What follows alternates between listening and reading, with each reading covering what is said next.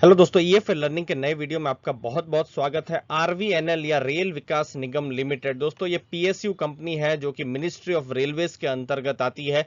तो company dividend देने जा रही है, तो डिविडेंड को लेकर कौन सी इंपॉर्टेंट डेट है उसके बारे में हम इस वीडियो में चर्चा करेंगे। शेयर प्राइस क्या है, पास्ट में क्या शेयर प्राइस था उसके बारे में बताएंगे। रिसेंट में जो डिविडेंड दिया गया है वो हम आपको बताने वाले हैं। और रीसेंट मतलब बहुत ही रीसेंट, दिसंबर के समय में ही एक्स डिविडेंड डेट जो थी इसकी आई हुई थी। दोस्तों कंपनी जो है रेल विकास निगम क्या काम करती है, उसके बिजनेस, बहुत सारी चीजें हम बताने वाले हैं। दोस्तों अगर आप बिगनर हैं तो बहुत सारी वैल्यू ऐड आप इस वीडियो से लेकर आप जरूर जाएंगे। तो दोस्तों यहां पर आपको डेट बिल्कुल ध्यान में रखनी है। 26 मार्च को 26 मार्च को इंटरिम डिविडेंड अनाउंस होने वाला है। और ये जो डिविडेंड है ऐसा नहीं है कि इसी फाइनेंशियल ईयर मतलब मार्च एंड तक आपको मिल जाएगा, नहीं, ऐसा नहीं होने वाला है।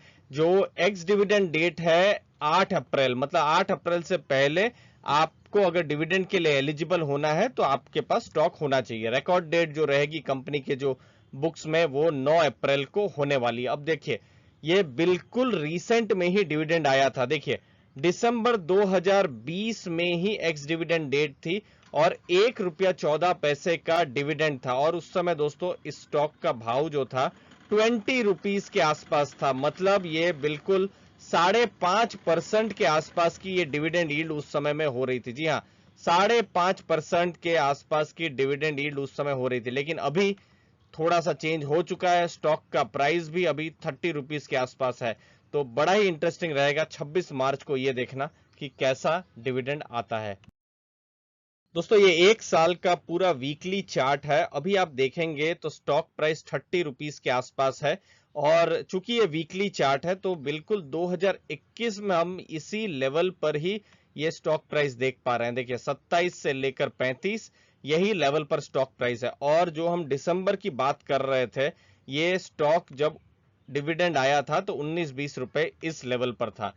जब मार्केट गिरी थी पिछले साल की अगर हम बात करें तो ये स्टॉक जो था 12 रुपए 13 रुपए उस लेवल तक भी उसने नीचे ये गिर गया था। दोस्तों बहुत लंबे समय तक हमने देखा था पिछले साल में, मई से लेकर अगस्त सितंबर तक, जब स्टॉक प्राइस 16 रुपए से लेकर 20-22 रुपए तक था। लेकिन अभी फिलहाल अच्छी खासी उड़ान उसने पकड़ी है 20 से 30, जहां बिल्कुल हाई वॉल्यूम में 2021 की शुरुआत में ये स्टॉक प्राइस ऊपर गया था।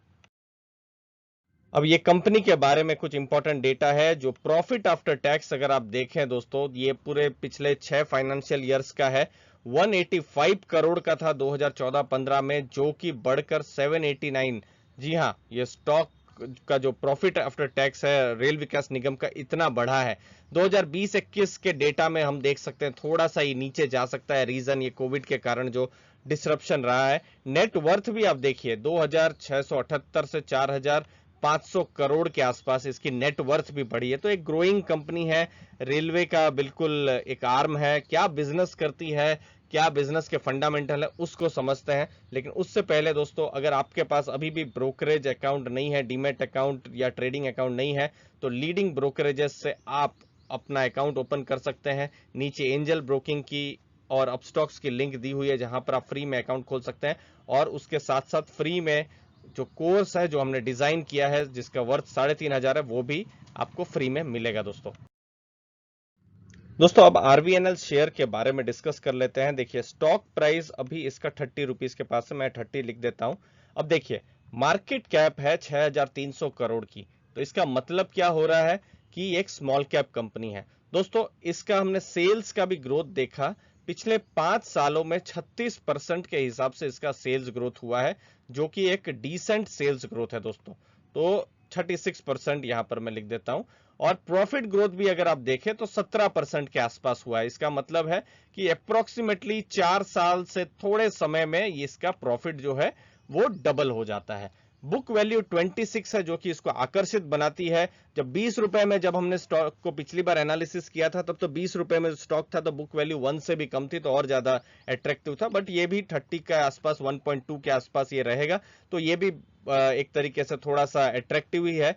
रेलवे के अंदर में ये कंपनी आती है और अभी इस स्टॉक में थोड़ा प्रेशर रह सकता है शॉर्ट टर्म के लिए अगर आप सोच रहे हैं तो। रीजन क्या है, गवर्नमेंट, कुछ न्यूज है कि गवर्नमेंट जो है अपना हिस्सा बेच सकती है OFS के जरिए, मतलब ऑफर फॉर सेल देके गवर्नमेंट का चूंकि अभी हिस्सा 87 के आसपास है, तो गवर्नमेंट 75% के आसपास अपना हिस्सा कर देगी। तो वो जो अपने एडिशनल शेयर जो वो बेचेगी तो मार्केट में आएंगे, तो मार्केट में जब वो स्टॉक्स आएंगे तो स्टॉक्स की सप्लाई बढ़ेगी, तो उस हिसाब से डिमांड भी तो होनी चाहिए। तो इसकी वजह से स्टॉक का प्राइस अगर शॉर्ट टर्म में अगर आप देख रहे हैं तो प्रेशर में आपको देखने को मिल सकता है, तो इसको आप ध्यान में रखें। ये OFS का न्यूज एक ओवरहैंग शॉर्ट टर्म के लिए होगा।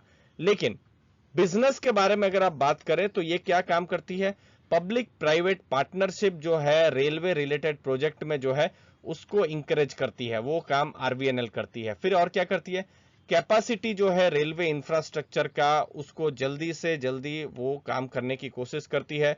फिर फाइनेंशियल और ह्यूमन रिसोर्सेज जो है प्रोजेक्ट इंप्लीमेंटेशन के लिए उसको वो मोबिलाइज करती है। फाइनेंशियल मतलब IRFC, तो IRFC से भी ये पैसा लेती है। दोस्तों बहुत बार क्वेरी आती है IRFC का स्टॉक प्राइस क्यों नहीं बढ़ता है, क्या इस वीडियो में हम उसको डिस्कस नहीं कर सकते हैं, लेकिन IRFC जो पैसा देती है वो रेलवेज में ही देती है, तो वो RVNL को भी पैसा देती है ताकि RVNL जो सामने के जो भी इंप्लीमेंटेशन प्रोजेक्ट इंप्लीमेंटेशन के काम है वो जल्दी से जल्दी कर सके। फंडामेंटल्स ठीक ठाक है, डेट थोड़ा सा ज्यादा है यहाँ पर, वो एक चीज है। शॉर्ट एक स्मॉल कैप कंपनी है उसको आप ध्यान में रखिए, लार्ज कैप कंपनी के अगर हम देखें तो उस हिसाब से स्टेबिलिटी आपको नहीं मिलेगी, लेकिन ये डिविडेंड पेइंग कंपनी है जो हम देख पा रहे हैं कि जो ट्रेंड दिखा रहे हैं। उम्मीद है आपको वैल्यू मिली होगी, नया सीखने को मिला होगा। कुछ भी डाउट हो तो जरूर कमेंट सेक्शन में आप दोस्तों अपने डाउट्स पूछिए। आपने अपना समय दिया उसके लिए बहुत बहुत धन्यवाद। थैंक यू वेरी मच दोस्तों।